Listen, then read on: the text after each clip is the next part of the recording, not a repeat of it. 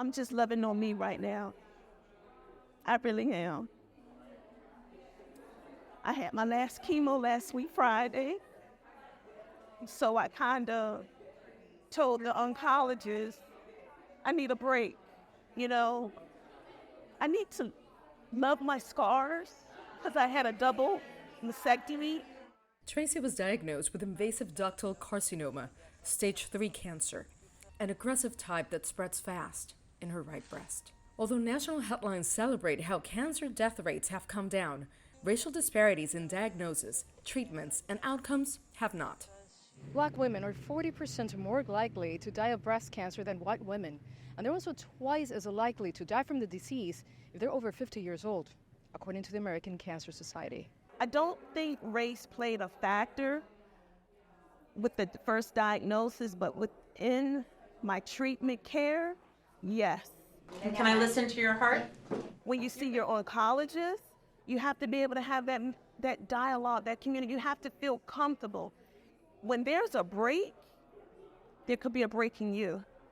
So, and that's what had happened to me. According to studies, some minority patients do not always feel comfortable or understood by a white male doctor. And some doctors might also feel less comfortable attending to minority patients. I personally think the most important thing that we need to do is to diversify the workforce. There is still a huge gap of representation of Black doctors.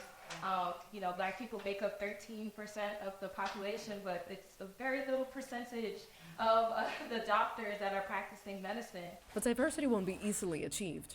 Since 2021, about 64% of practicing physicians were white, almost 21% were Asian, close to 7% were Hispanic, and nearly 6% identified as Black. Another option is improving racial and cultural training in the medical field. Yes, good. And providers that need to be trained in both cultural competence, in implicit bias, in anti-racism, and really have a good core amount of information there and train to be able to recognize their own biases so they're able to interact with the patients better. According to a panel of experts that recently gathered in South Florida, the cultural and racial gap also stops Black patients from undergoing preventive care.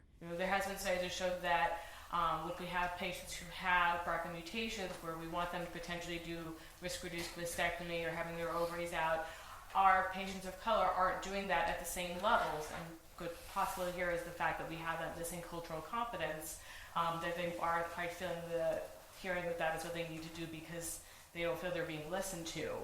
As for Tracy, she also pleads to be listened to. I need to love on me before you decide to want to give me more medicine. Before you decide not to hear me when I tell you, let's try something different. Let's try alternative, because I don't take medicine, but I took the medicine to help cure if there was any cancer left. You understand? So right now, I'm just loving on me. Nitza, Soledad, Perez, CGTN, Miami.